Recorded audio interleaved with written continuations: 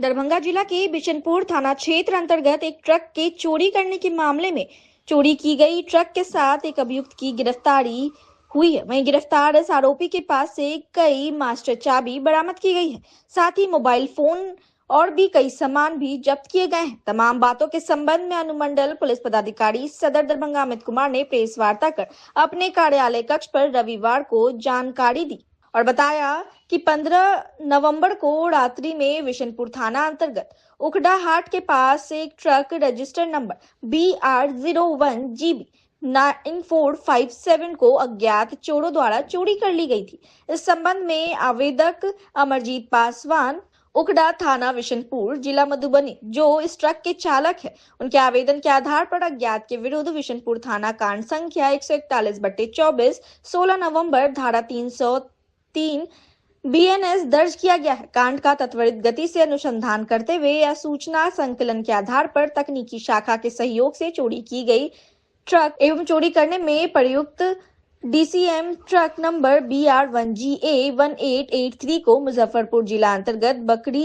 से बरामद की गई है और घटना में संलिप्त और चोरी कर ट्रक को चलाकर ले जाने वाले अपराधकर्मी भूषण कुमार, ग्राम नामपुर खजुरिया, थाना डुमरिया घाट, जिला पूर्वी चंपारण मोतिहारी को गिरफ्तार किया गया है और घटना में शामिल अन्य अभियुक्तों की गिरफ्तारी के लिए छापेमारी की जा रही है। देखिए, पूरा मामला यह है कि 15 नवंबर 2024 की रात को बिशनपुर थाना अंतर्गत उखड़ा हाट के पास से एक ट्रक संख्या BR01GB 9457 चोरी की जाती है, गायब पाई जाती है।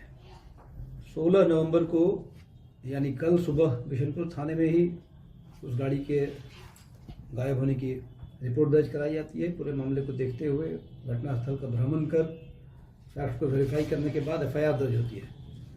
FIR दर्ज होने के बाद त्वरित गति से कार्रवाई करते हुए टेक्निकल टीम के सहयोग से बिशनपुर थाना अध्यक्ष के नेतृत्व में थाना के अन्य पदाधिकारियों के सहयोग से, जिनमें अंजना कुमारी SI और ASI कृष्णा सिंह थे, इनके सहयोग से बहुत ही जल्दी तत्काल लगभग कल देर रात उस ट्रक को मुजफ्फरपुर से बरामद किया गया।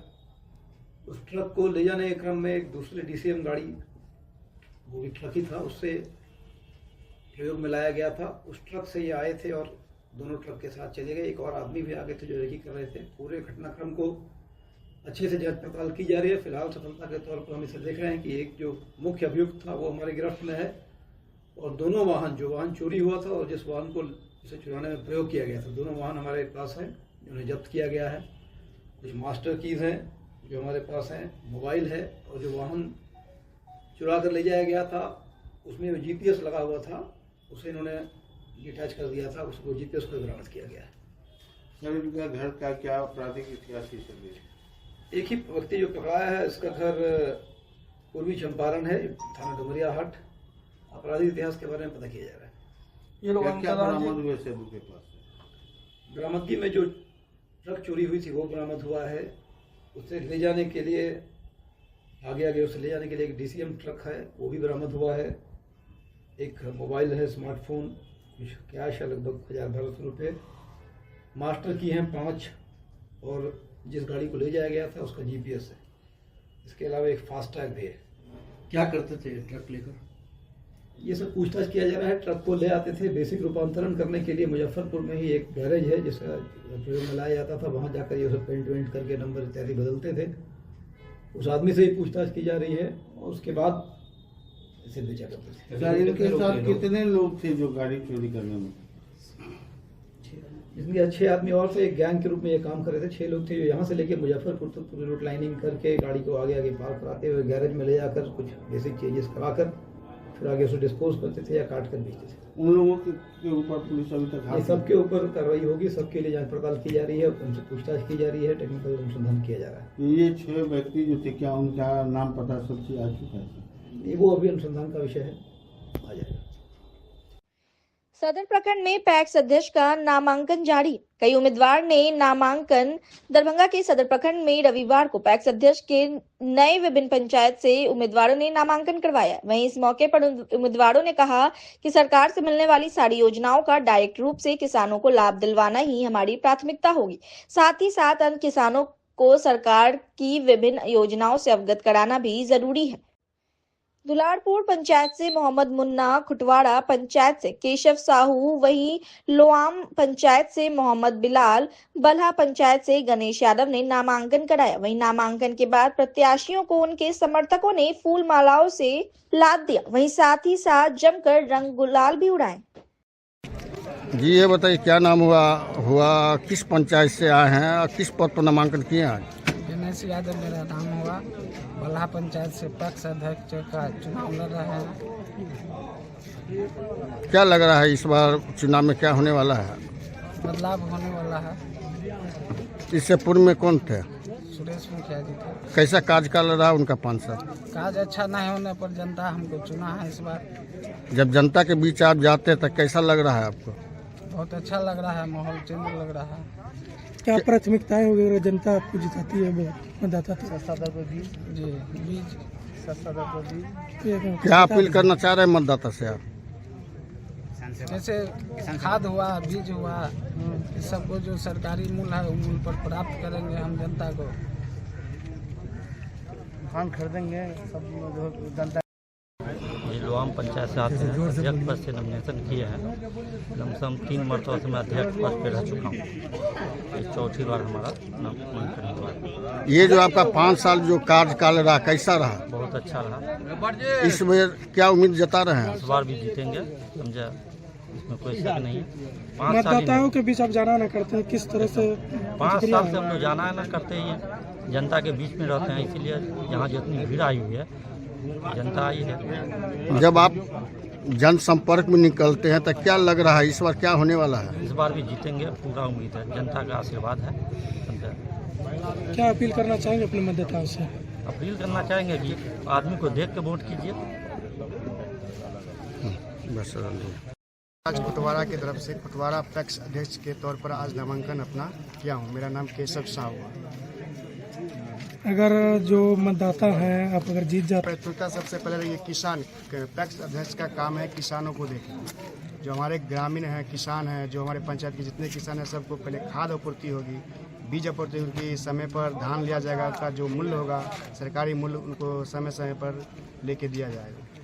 बराबर देखा जाता है सरकार की जो योजनाएं हैं जनता के लिए वो हमारे पंचायत में पिछले 10 वर्ष से यही हो रहा है। अभी तक न उनको समय पर बीज मिल रहा है, न समय पर खाद मिल रहा है। जो पुराने पैक्स अध्यक्ष है आज तक नहीं दिए। धान भी खरीदने वाला है। क्या कुछ अंत में जो मतदाता आपको मतदाता अपील से यही करेंगे, अगर आप लोग अपना खाद बीज समय पर लेना चाहते हैं तो जो आपका सही अध्यक्ष के रूप में हो उसे आप चयन कर लें। अपने आरक्षण की मांग को लेकर बिहार पान महादलित कोऑर्डिनेशन कमेटी पटना और दरभंगा प्रमंडलीय पान महादलित कोऑर्डिनेशन के संयुक्त तत्वाधान में पान महारैली कार्यक्रम का आयोजन किया गया। दरभंगा के लहरियासराय स्थित धरना स्थल मैदान में रविवार को। वहीं इस रैली में पूरे बिहार से लेकर पड़ोसी देश नेपाल तक के लोग पहुंचे हुए थे। भारी संख्या में लोगों की भीड़ देखी गई। वहीं आयोजित कार्यक्रम के मौके पर समाज कल्याण विभाग, बिहार सरकार के मंत्री मदन सहनी सहित अन्य कई लोग मौजूद थे। वहीं इस कार्यक्रम के माध्यम से आए हुए अतिथियों ने अपने संबोधन में बोलते हुए कहा कि कॉन्स्टिट्यूशन ऑर्डर 1950 से ही बिहार एवं केंद्र की अनुसूचित जाति की सूची में पान जाति क्रमांक 18 पर है और पान जाति का उपाधि पर्यायवाची नाम तांती तत्वा है। यह 33 सदस्यीय संसदीय संयुक्त समिति ने 1967 में अनुशंसा की और इसके आधार पर संसद में बिल नंबर 119 1967 लोकसभा में पेश भी हुई, पर समीक्षा के उपरांत कुछ संशोधन कर पुनः पेश करने की बात हुई, जिसे 22 सितंबर 1969 को समीक्षा बैठक में पुनः पान के साथ तांती तत्वा को जोड़ने का सर्वसम्मति से स्वीकार करते हुए अंगीकृत भी कर लिया गया। केंद्र की कांग्रेस सरकार हमारे मामले को 35 साल से अधिक कचरे में डालकर घोर अन्याय किया है।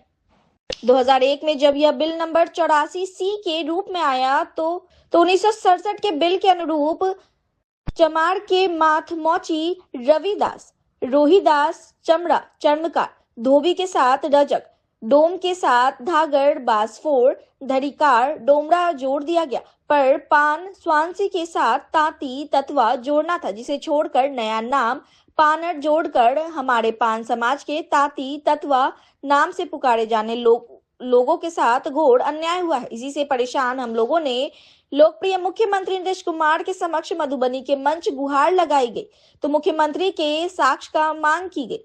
प्रतिवेदन तैयार कर प्रस्तुत किया गया जिसे राज्य पिछड़ा वर्ग आयोग के जांचोपड़ांत तांती तत्वा को विलोपित कर इन्हें पान की सुविधा प्रदान के अनुसार क्यालोक में सामान्य प्रशासन विभाग संकल्प 9532/1 जुलाई 2015 में निकालकर न्याय देने का काम किया। अनुसूचित जाति में अपेक्षित पान के तांती तत्वा उपाधिधारी लोग मुख्य धारा में शामिल होने के लिए खड़े होने के कारण हमारे समाज के विरोधी ने सुप्रीम कोर्ट में मेंशन पिटीशन डालकर केस खुलवाया और आज हमारा समाज अनुसूचित जाति के लाभ से वंचित हो गया।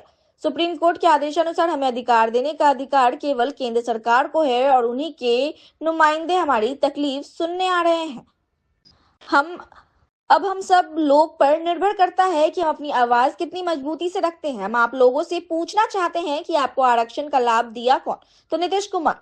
सुप्रीम कोर्ट के अनुसार संसद से वर्तमान समय में बिल कौन पास करा सकता है? तो बिहार एवं केंद्र की एनडीए सरकार। जो जरा सोचे कि जो 35 साल सत्ता में रहकर नहीं दिया उसका 25 साल सत्ता में आने का इंतजार करेंगे। नहीं तो फिर क्यों किसी के झाड़ों में फंसे? अगले 4.5 वर्ष एनडीए की सरकार है या नहीं? तो फिर क्यों नहीं वर्तमान सरकार से हम सब मिलकर गुहार लगाएं कि हम सब पहले से आपके साथ हैं। वर्तमान समस्या का समाधान कर हमारे समाज का कल्याण शीघ्र करें। इसी उद्देश्य से बिहार पान कोऑर्डिनेशन कमेटी पटना के तत्वाधान में दरभंगा में लहरियासराय पोलो मैदान में 17 नवंबर रविवार 10:30 बजे से पान महारैली का आयोजन किया गया है।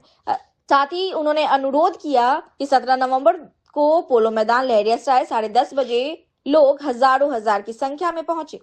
हम लोग मंच पर विराजमान हैं जिसमें हमारे लोग अपनी तरफ से करते हैं मसले को लेकर के आज हम एकत्रित हुए हैं, जिसका समाधान बहुत पहले ही बिहार सरकार के माननीय मुख्यमंत्री जी ने कर दिया था।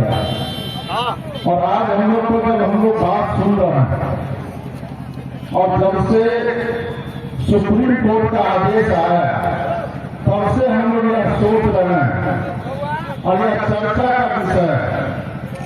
आपको लगता होगा कि आपको यह आरक्षण का लाभ मिला और फिर आरक्षण को समाप्त कर दिया गया, इस पर किसी का ध्यान नहीं। तो ये आप समझ लीजिए कि ऐसा कोई भी नहीं। इस बात का राजनीतिक कार्यालय से लेकर के और सामाजिक स्तर पर इस बात का चर्चा नहीं होता है कि किसी समाज को इतने लंबे अरसे के बाद, देश की आजादी के इतने लंबे समय बीत जाने के बाद सरकार के द्वारा जो तकनीकी कारणों से आपको लाभ नहीं मिल पा रहा था, उस सभी तकनीकी कारणों को दूर करके और आपको आरक्षण का लाभ दिया गया।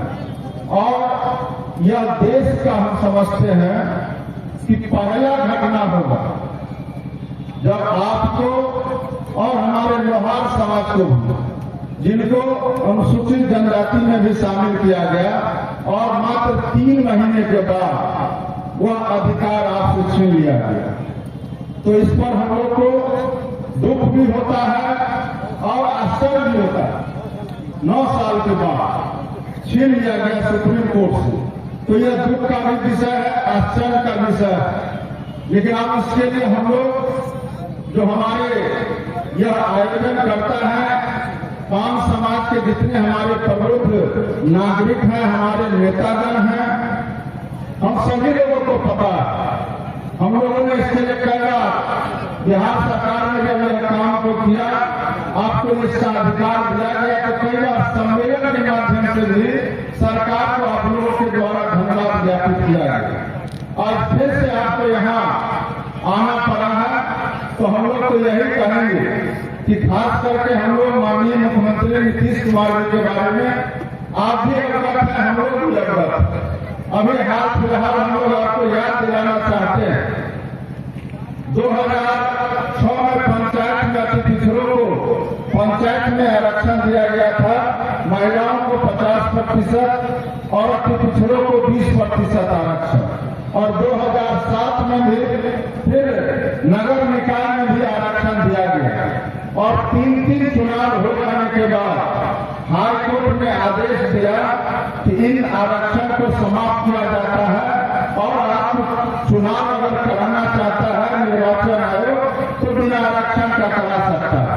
और आप सबको मालूम है कि हम लोगों ने भी इस मामले को लेकर के गांधी मैदान में हम लोगों ने धरना दिया, जितने भी हमारे पिछड़ा समाज के लोग थे, और उसमें यही मकसद था कि जो माननीय मुख्यमंत्री जी ने ट्रिपल टेस्ट कराने का उन्होंने निर्णय लिया और उस समय तत्कालीन हमारे जो नवीन आया थे हम लोग के पार्टी के नेता, उनको अति पिछड़ा आयोग का अध्यक्ष बनाया गया और सभी जिला में उनको भेज करके उसका रिपोर्ट जमा करके, और जब तक यह रिपोर्ट नहीं गया और यह तय नहीं हुआ कि जो लोग को आरक्षण का लाभ मिला हुआ है वो सारे जाति के लोग हमारे इस चुनाव में भाग लेंगे, जो नगर निकाय में चुनाव होना था और उसके बाद ही चुनाव हुआ।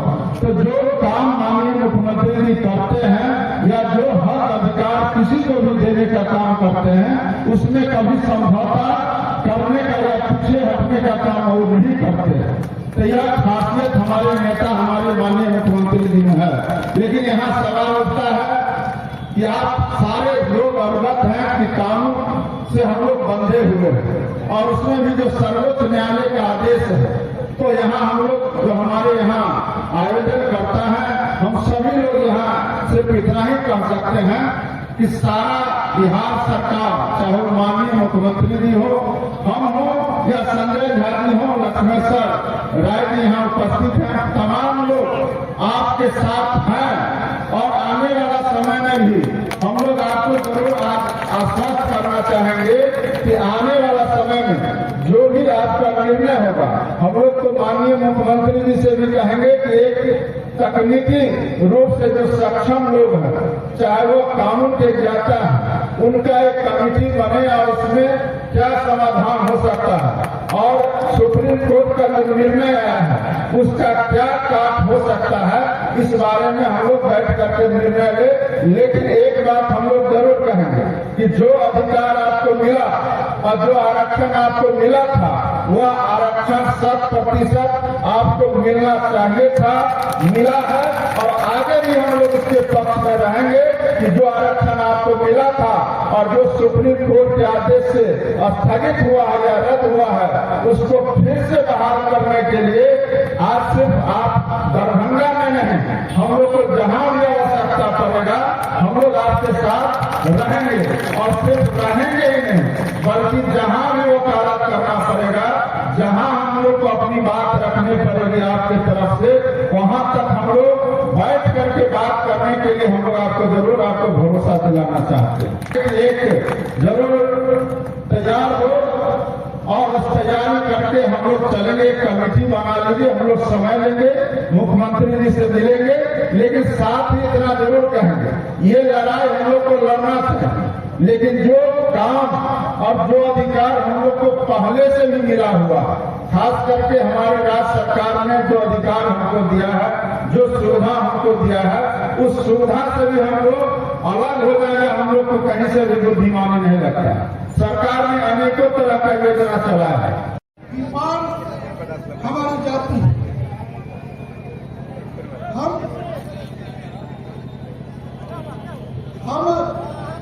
वहां रहते हैं भी हमारे समाज के लोग जो ताती तत्वा नाम से पुकारे जाते हैं, उनको ताती तत्वा जो बीसी वर्ग के सूची में दर्ज होने के कारण हमारे लोगों को उस सुविधा से वंचित कर दिया गया है।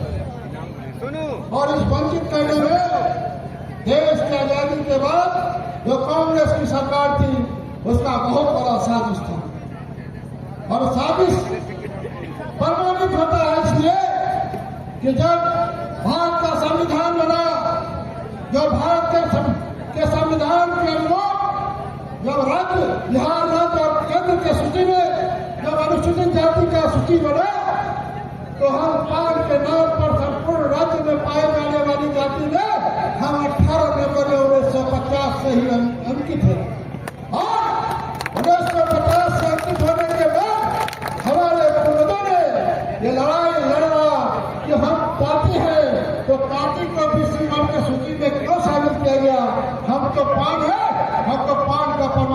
सुविधा मिलना चाहिए।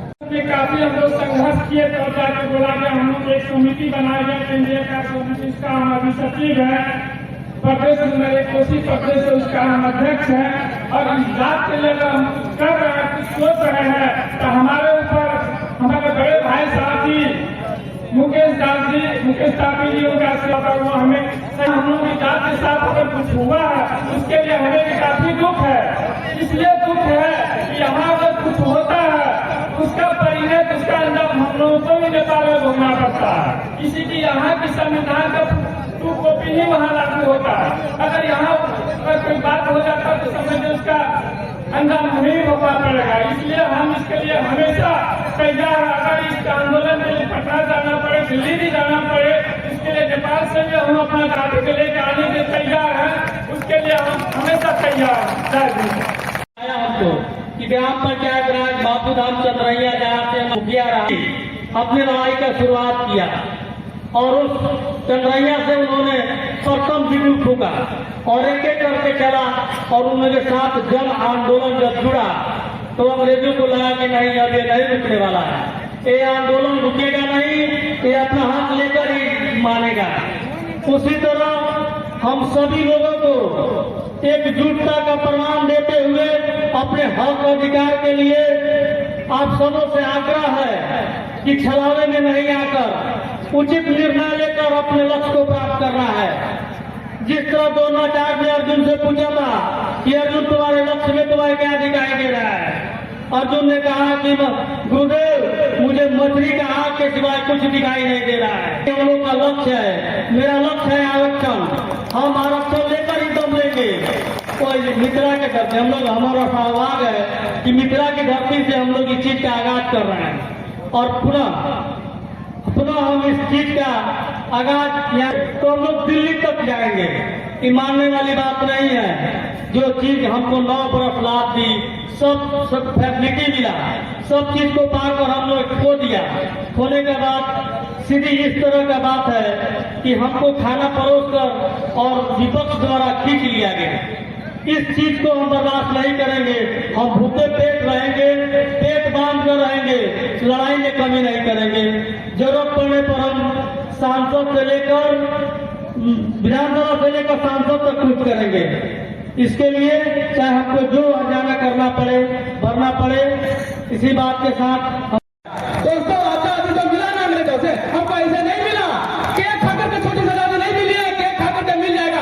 आप अपने घर में सोए रहेंगे और आजादी मिल जाएगा। हमारा एक भी सांसद नहीं है और तुम लोग के पास सांसद और आपको आजादी मिल जाएगा और आप बोलेंगे और आपको मिल जाएगा। दोस्तों ऐसा नहीं हो सकता है, आपको इसके लिए कुर्बानी देना पड़ेगा। रविंद्र बाबू ने बिहार की कोई भी सरकार हो उनसे नजर मिला करके अपनी बातों को रखा। आपका तरह और हमारे तरह इस तरह घर में सोया हुआ नहीं था, इस तरह से नहीं होना चाहिए था। हमारे समाज में लगता है कि आज जो रगों में खून नहीं पानी बह रहा है, दोस्तों जगाना पड़ेगा। अपने आप के अंदर को मर्दानगी को जगाना पड़ेगा। अरे चूड़ी तो महिला पहन के बैठते हैं और हमारे समाज में लगता है कि पुरुष भी आपका चूड़ी पहन करके बैठते हैं। आपका आरक्षण खत्म हो गया और आपका घर में बैठे हुए हैं, ये कहाँ का इंसाफ है? दोस्तों थोड़ा सा एक बिल से मिलकर किसी का चला जाता है तो खून खराबा हो जाता है और आपका आरक्षण गया हुआ है। आपका बच्चे के भविष्य का साथ खिलवाड़ हो रहा है। हम यहाँ शादी और विवाह के लिए नहीं, इतना जो मंच पर विराजमान हुए हैं इनका ऐसा नहीं है कि इनका सिर्फ अगर आरक्षण मिलेगा तो इनको फायदा होगा। आज रविंद्र बाबू के बदौलत आज आरक्षण मिला तो क्या 9 साल में क्या रविंद्र बाबू के कुछ मिला? कोई लाभ मिला उनको? रविंद्र बाबू के लड़का आज भी संघर्ष कर रही है सिस्टम से। मैं बता देना चाहता हूँ, आज अगर आप नहीं जीतेंगे तो कल आने वाला भविष्य और आपका लड़का से पूछेगा कि जब आरक्षण की लड़ाई हो रहा था तो आप कहाँ से हुए थे?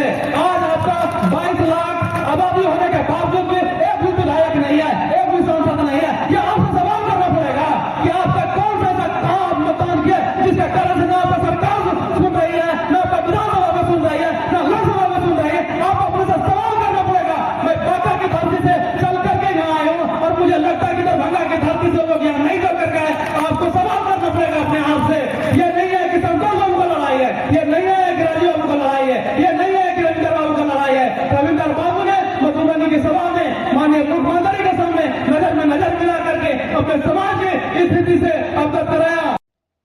कृष्ण चेतना मंच दरभंगा के बारे में वार्षिक उत्सव कार्यक्रम के अवसर पर समाज के समग्र विकास में जातिवार जनगणना की भूमिका विषय पर विचार गोष्ठी कार्यक्रम का आयोजन किया गया। दरभंगा के लहरियासराय स्थित प्रेक्षागृह दरभंगा स्टेडियम में रविवार को वहीं आयोजित कार्यक्रम के मौके पर मुख्य वक्ता के रूप में नवीन कुमार स्वतंत्र पत्रकार चिंतक दिल्ली से आए हुए थे। वहीं इस कार्यक्रम के अवसर पर मुख्य अतिथि के रूप में पूर्व IAS डॉक्टर गोरेलाल यादव और उद्घाटनकर्ता के रूप में पूर्व कुलपति डॉक्टर RK पीरमन, इसके अलावा दरभंगा नगर निगम की उप महापौर नाजिया हसन और अन्य कई लोगों के साथ साथ सैकड़ों की संख्या में लोग पहुंचे थे। कार्यक्रम के मौके पर आए हुए सभी अतिथियों ने एक मत में बोलते हुए अपनी अपनी बातों को रखते हुए कहा कि समाज के समग्र विकास में जातिवाद जनगणना काफी आवश्यक है। वहीं आए हुए अतिथियों ने महिलाओं के सवाल पर, दलितों के सवाल पर, पिछड़े और आदिवासियों में बोला कि जब तक इस पूरे तबके को सामाजिक न्याय के दायरे में नहीं लाया जाएगा, देश में पूर्ण लोकतंत्र नहीं आ सकता। औरतों की वजह से बची हुई, सिर्फ औरतों की वजह से बची हुई है। और जितनी बुरी चीजें हैं, युद्ध है, कत्लेआम है, भ्रष्टाचार है, लूट है, बेईमानी है, इस सब के जिम्मेदार सिर्फ और सिर्फ दुनिया के मर्द हैं। तो वक्त आया है कि इस दुनिया को, इस दुनिया की महिलाओं के हवाले करो। सिर्फ महिलाएं इस दुनिया को बचा सकती हैं। अपना दिल बड़ा करने की जरूरत है। इस देश के, दुनिया के मर्दों को यह सोचने की जरूरत है कि जो राज हमने इतने बरसों बरस तक लोकतंत्र के नाम पर किया है, उसमें महिलाओं के हिस्से के साथ हमने डाका तो नहीं मारा है। और इसलिए मैं कहना चाहता हूं और अपील करना चाहता हूं, इस हॉल में जितने सारे लोग बैठे हुए हैं, अपनी बेटियों को पढ़ने के लिए बाहर भेजो। मैं अपील करना चाहता हूं कि देश से घर लौटने पर उनकी तरफ शक की निगाहों से मत देखो, उनको प्यार करो, उनसे पूछो रास्ते में कोई दिक्कत तो नहीं। और घर में अगर बांध कर रखना है तो अपने बेटों को बांध कर रखो और उनसे पूछो कि कोई बदमाशी करके तो नहीं है। तब ये दुनिया जीने लायक बनेगी, तब ये दुनिया बेहतर बनेगी, तब ये संसार सुंदर बनेगा, तब हम बचा पाएंगे संविधान को, लोकतंत्र को, बंधुत्व को, समानता और न्याय को उनके सही अर्थों में। और अंत में मेरा पक्का विश्वास है लोकतंत्र पर। और आज मैं सोचता हूं कि आज बाबा साहब होते तो कैसे सोचते, जब वैसे ही सोचते जैसे हम आज सोच रहे हैं। क्या हम देख नहीं रहे कि इस देश को जिन लोगों ने स्वतंत्रता दी, संविधान दिया, कोट पैंट पहनकर चले थे और लंगोटी में पहनकर देश को आजादी दिलाई, संविधान दिया, लड़ाई दिलाई, और आज लंगोटी और धोती पहनने वाले लोग संसद और विधानसभा पहुंचते ही कोट पैंट पर आ जाते हैं। ये तस्वीर बदलनी पड़ेगी। उन लोगों को सदन में भेजना पड़ेगा जो हमारी और आपकी आवाज बोलते हैं, जो हमारी और आपकी सोच रखते हैं। का सवाल लाना पड़ेगा और ये आज नहीं तो कल करना पड़ेगा। फिर भी मैं यही कहूंगा कि आज 100 साल बाद भी बाबा साहब का नारा वही खड़ा है, शिक्षित बनो, संगठित रहो, संघर्ष करो। तो मेरा पक्का यकीन है कि इस दुनिया में कभी कम नहीं होंगे न्याय के हामी, इस दुनिया में कभी कम नहीं होंगे बंधुत्व के हामी, इस दुनिया में कभी कम नहीं होंगे समानता के हामी। कार्यक्रम रखा गया है और क्या इसका उद्देश्य है? कृष्ण चेतना मंच के अधीन एक कार्यक्रम का आयोजन किया गया है जो शोषित वंचित तबका, जो भारत का दलित पिछड़ा पसमानदा है, इनको जागरूक करने के लिए और इनको हर सामाजिक क्षेत्र में, हर राजनीतिक क्षेत्र में अपनी भागीदारी पाने के लिए एक प्लेटफॉर्म उपलब्ध कराया गया है। इसी संबंध में इस कार्यक्रम का आयोजन किया गया है। इसमें पूरे भारत के बहुत से प्रखर विद्वान, राजनीतिक, सामाजिक चेतना के चिंतक और उसके बाद जो है ना पत्रकार आए हैं, जिसमें विशेषकर नवीन कुमार, आर्टिकल 19 के संपादक, पूर्व सांसद अली अनवर साहब एवं पूर्व JNU के अध्यक्ष शेफाली शेखर जी और बहुत से लोग आए हैं। मेन मकसद यह है कि भारत के नवनिर्माण के लिए, भारत की उन्नति के लिए जातिगत जनगणना होना अति शीघ्र और अति आवश्यक है, जिस कारण भारत का नए सिरे से भारत का जो है ना मतलब वो उपलब्धि अच्छी मानी जाएगी और हर क्षेत्र में सामाजिक बिहार सरकार ने करवाया है। भारत की सरकार से भी हम लोग प्रयास कर रहे हैं कि जाति जनगणना जितना अति शीघ्र हो वो। जी अपना परिचय दे दें। मेरा नाम सुहैलुद्दीन अंसारी हुआ। मैं ऑल इंडिया पसमानदा मुस्लिम महाद राष्ट्रीय उपाध्यक्ष, जो भारत का एक रजिस्टर्ड संगठन है, उसकी तरफ से मैं इस आयोजन शामिल होने के लिए निमंत्रण दिया गया था। जरूरी सवाल है ये, क्योंकि ये समता, न्याय, बंधुत्व और संविधान का सवाल है। तो अगर हम वाकई चाहते हैं कि इस देश को लोकतांत्रिक रास्ते पर चलना है, संविधान के रास्ते पर चलना है, तो ऐसे कार्यक्रमों की बहुत ज़रूरत है और इसका विस्तार और होना चाहिए। कैसा कार्यक्रम? बहुत ही मैं आयोजकों का बहुत शुक्रगुजार हूँ कि उन्होंने इतनी बढ़िया, और वाकई ये जो कार्यक्रम है वो बहुत महत्वपूर्ण मुद्दे पर था और ऐसे मुद्दों पर कार्यक्रम करने के लिए बड़ी हिम्मत चाहिए होती है। तो मैं तो बधाई देना चाहता हूँ श्री कृष्ण चेतना मंच को कि उन्होंने ये हिम्मत की, जब आज की तारीख में आवासों पर पहरा लगाया जा रहा है उस दौर में। आप स्वतंत्र पत्रकार भी हैं, तो इसको कहाँ तक आप अपने स्तर से ले जाना चाहेंगे? हम लोग तो इसी पर काम कर रहे हैं, हम लोग रोज ही इस पर काम कर रहे हैं। ये कोई हमारे लिए एक दिन का या एक भाषण का या एक दौरे का मामला नहीं है। ये हमारा सोशल कमिटमेंट है। महिलाओं के सवाल पर, दलितों के सवाल पर, पिछड़े आदिवासियों पसमानदा के सवाल पर हमारी राय न कभी बदली है न कभी बदलेगी, जब तक कि इस पूरे तबके को न्याय, सामाजिक न्याय के दायरे में नहीं लाया जाएगा, इस देश में कभी भी पूर्ण लोकतंत्र नहीं आ सकता। सर, जातिगत गणना की मांग जोरों शोरों से उठ रही है, इस पर आपके क्या विचार? ये रुक नहीं सकता है। आज नहीं होगा तो कल होगा। आप इसको केवल टाल सकते हैं कुछ समय के लिए। तो मुझे बड़ा विश्वास है कि, मुझे तो लग रहा है कि इसी जनगणना में हो जाना चाहिए था, लेकिन अगर इसमें नहीं होगा तो फिर इसके बाद जो अगला चुनाव होगा उसमें फिर से ये मुद्दा उठेगा और इसको अब दबाया नहीं जा सकता। जी, आपका परिचय सर? मेरा नाम नवीन कुमार है, मैं आर्टिकल 19 इंडिया का संपादक हूँ। Thank you. बेहतर दिशा में ले जाने का हम लोग का प्रयास है, जिसमें हर वर्ग, यहाँ तक कि अपर जाति से लेकर के नीचे तक, क्योंकि यहाँ कोई पर्सनल लाभ की बात नहीं है। शिक्षा के स्तर पे मैंने एक साथ जुड़ने के स्तर पे लेकर के ये प्रोग्राम हम लोग चला रहे हैं। और मैंने जो हम लोग का जो मैंने कृष्ण चेतना मंच का मेन लोग हैं, वो एक बड़े भाई की भूमिका में है। दूसरे जातियों के, मैंने अगर जातिगत बात किया जाए तो बड़े भाई की भूमिका में है, और इससे मैं पर्सनल स्तर पे बहुत खुश हूँ कि वो अच्छा से बड़े भाई का नेतृत्व कर रहे हैं। आपका परिचय? मेरा पूरा नाम डॉक्टर सूरज पासवान है और मैं एक पेडियाट्रिक्स हूँ। आज श्री कृष्ण चेतना मंच का वार्षिक उत्सव मनाया गया है लहरियासराय पोलो मैदान के प्रेक्षागृह में। इसमें आज आर्टिकल 19 के प्रधान संपादक हमारे नवीन कुमार सर दिल्ली से आए हुए हैं, और उनके साथ कई सारे और विद्वान लोग हैं। पूर्व IAS गोरेलाल यादव वो भी आए हुए हैं। मधेपुरा से VC सर आए हुए हैं। कई सारे विद्वान आए हुए हैं जगह जगह से। जो आज के जो विषय है, जातिवार जनगणना समाज के लिए कितनी आवश्यकता है, जरूरत है, इस पर विचार गोष्ठी था। और ये आज बहुत अच्छा से, बहुत धूमधाम से मनाया गया है। और इसके सुनने के लिए इस ब्लॉक, पंचायत, गांव, यानी पूरे दरभंगा के कोना कोना से, बल्कि मुजफ्फरपुर से, समस्तीपुर से, सीतामढ़ी से, मधुबनी से, कई सारे जिलों से लोग आए हैं।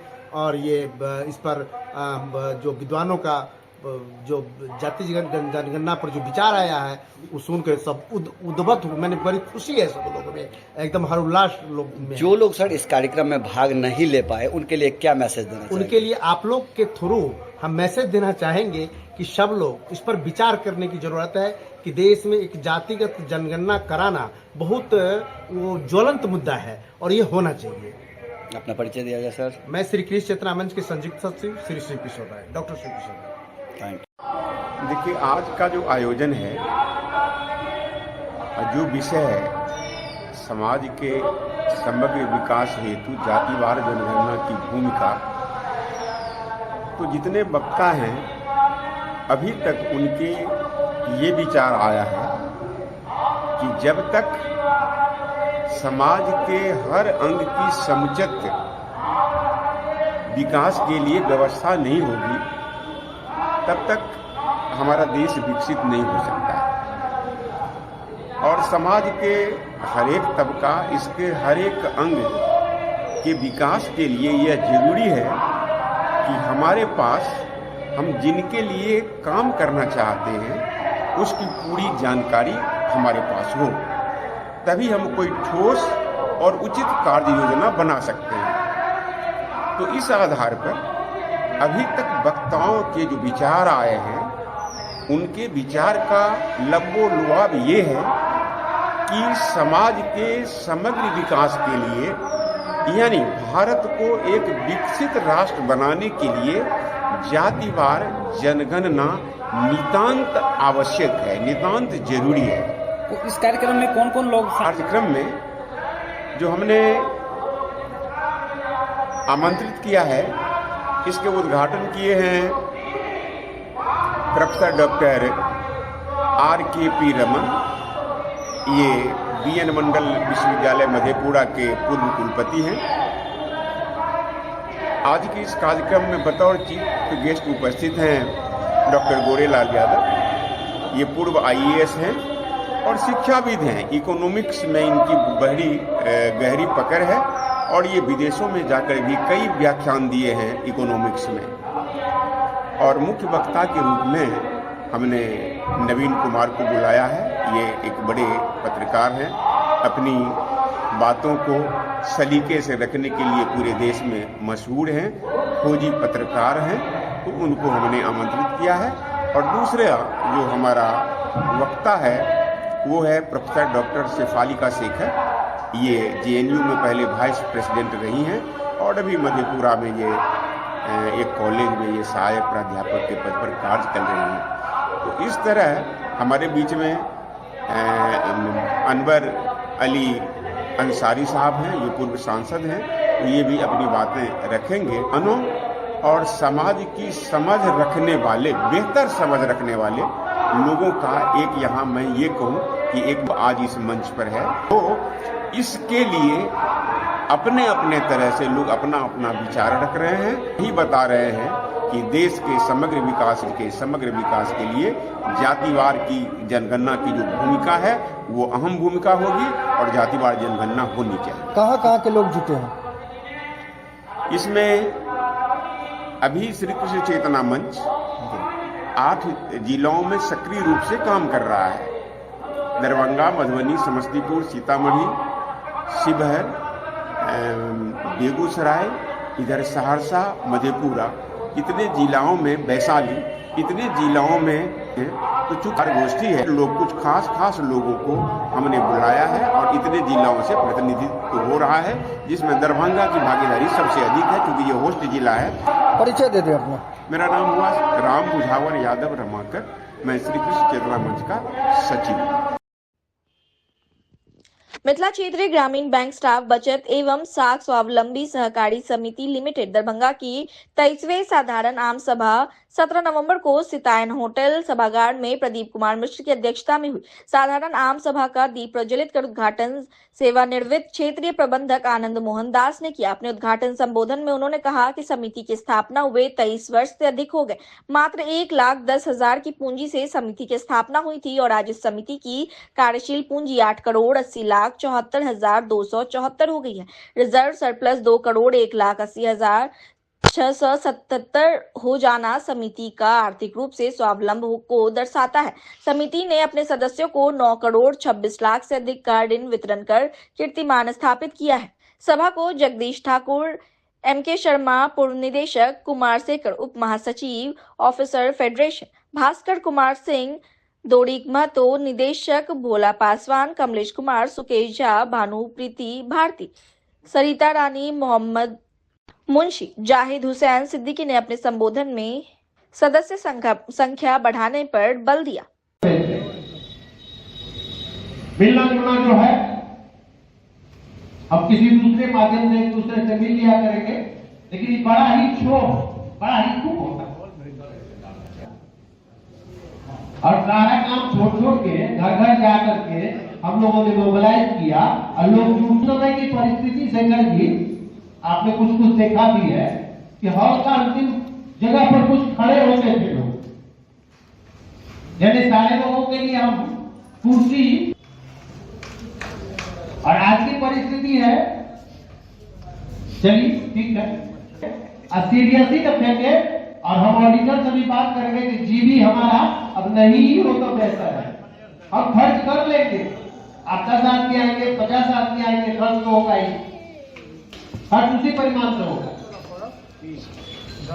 ये करना है, वो करना है, वो करना है, सारी जगह इन्फॉर्मेशन देना है, डिपार्टमेंट को इन्फॉर्मेशन देना है, डिपार्टमेंट से लोग आएंगे, पत्रकार लोग आएंगे, डिफरेंट तरह की बातें होंगी। लेकिन हमारा क्या है, अगर इधर से फोटो गया तो क्या एक छोटी सी कमेटी मीटिंग इससे ज्यादा हम किया करते हैं। तो इसीलिए आप लोगों से मेरा आग्रह रहेगा, खासकर जो युवा लोग हैं, कि कोऑपरेटिव तो चलता ही रहे, कर्जा मिलता ही रहे। अब 3 से 4 हो गए, मनीष भी आ गए, अब 3 से आप लोग 4 हो गए, मनीष भी आ गया है। उम्मीद करते हैं कि कम से कम अध्यक्षीय प्रतिवेदन जब तक खत्म हो तब तक हम रेगुलर जो हमारे ऑफिसर एम्प्लॉई हैं, आधी कुर्सी भी कम से कम बढ़ जाए। हम अब अध्यक्ष जी से आग्रह करते हैं कि वो आप लोग के सामने अध्यक्षीय प्रतिवेदन प्रस्तुत करें। हम किस स्थिति में है, हम सभी के सामने में है। विधानसभा बहुत विस्तृत से इस संबंध में बता सकते हैं, इसीलिए बहुत कहने की जरूरत नहीं है। हम आप सभी लोगों से आग्रह करेंगे कि आप अपने सदस्यों को, अपने मित्रों को इस दिशा में एक्टिवेट करें, उत्साहित करें, क्योंकि यह एक बहुत बड़ा संबल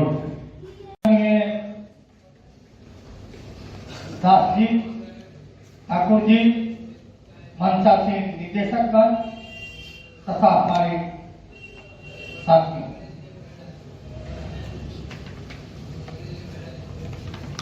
औपचारिकता है प्रतिवेदन पढ़ना, इसीलिए पढ़ रहे हैं। प्रतिवेदन की कॉपी आप लोगों को दी जा चुकी है। अदरवाइज आज की उपस्थिति को देख करके कहीं से भी संबोधित करने का मन नहीं कर, फिर भी जो हमने निदेशक मंडल की ओर से रिपोर्ट तैयार किया है वो आप लोगों से समक्ष रख रहे हैं।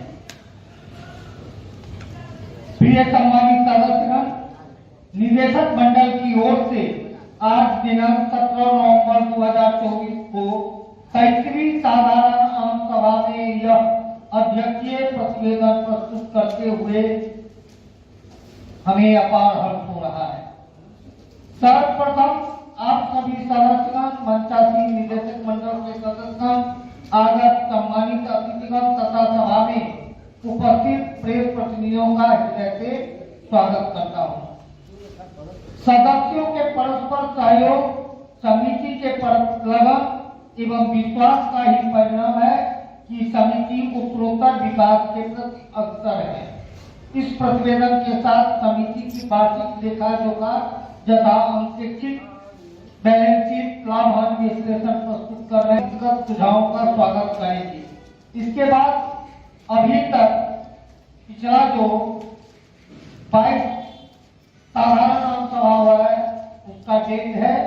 इसके बाद जितने भी डायरेक्टर हैं उनका नाम तथा उनका मोबाइल नंबर है। इसके साथ ही जैसा कि बताए हैं धीरेन्द्र जी, समिति का प्रत्येक वर्ष बिहार सरकार के इम्पैनल्ड चार्टर अकाउंटेंट के द्वारा ऑडिट होता है और ऑडिट के बाद आम सभा बुलाना यह जो है वैधानिक दायित्व है। उसी के तहत यह आम सभा आज बुलाई गई है। कौन को लोग भाग लिए इस कार्यक्रम में? इसमें मेंबर भाग ले रहे हैं, जो भी कोऑपरेटिव के मेंबर हैं, मिथिला क्षेत्रीय ग्रामीण बैंक स्टाफ बचत एवं स्वावलंबी सहकारी समिति लिमिटेड दरभंगा के जो भी मेंबर हैं वो इसमें भाग ले रहे हैं। इस कोऑपरेटिव का उद्देश्य क्या है? कह रहे हैं इस कोऑपरेटिव का उद्देश्य उत्तर बिहार ग्रामीण बैंक में काम करने वाले जो साथी हैं, उनको जो आर्थिक आवश्यकता होती है, जो बैंक से पूरा नहीं हो पाता है, उन्हें हम ऋण के रूप में दे रहे हैं। इस बैंक यह जो है, आपको थोड़ा इसके इतिहास में बारे में बता दें कि हमारा एक चपरासी था, उसकी मां मर गई, मात्र 10,000 रुपये एडवांस के लिए उसने बैंक में आवेदन किया। बैंक उसको मात्र 4,000 का सैंक्शन किया और वो अभी 4 दिन के बाद सैलरी मिलने वाला था, उसको एडजस्ट कर दिया।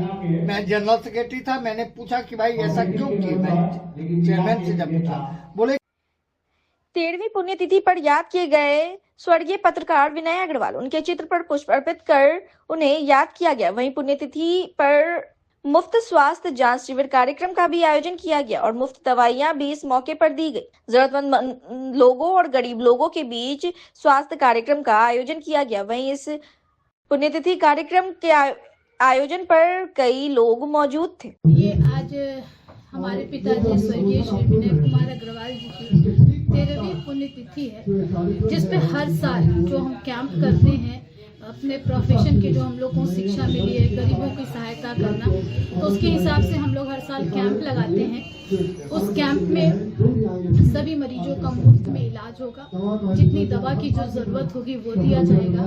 साथ ही हमारा एक लैब डायग्नोसिस है, उसमें उसके लड़के बैठे हैं जो सबों का खून जो टेस्ट कराना चाहते हैं, उसका टेस्ट भी मुफ्त में किया जाएगा। इस तरह से एक समाज में एक अवेयरनेस प्रोग्राम भी हो जाता है कि लोग अपने स्वास्थ्य के प्रति सचेत हो। इसके लिए हम लोग ने ये हर साल अपने तरफ से ये कार्यक्रम कहाँ पर कर रहा है? ये बंगलागढ़ नीम चौक पे हमारा क्लिनिक है, डेंटल सेवा सदन, और उनका घर भी है, तो वहीं पे हम लोग करते हैं। कब पुण्यतिथि मना रहा है? ये 13वीं पुण्यतिथि है। अपना परिचय दीजिए। मैं डॉक्टर अंजू अग्रवाल, श्री विनय कुमार अग्रवाल जी की बड़ी बेटी।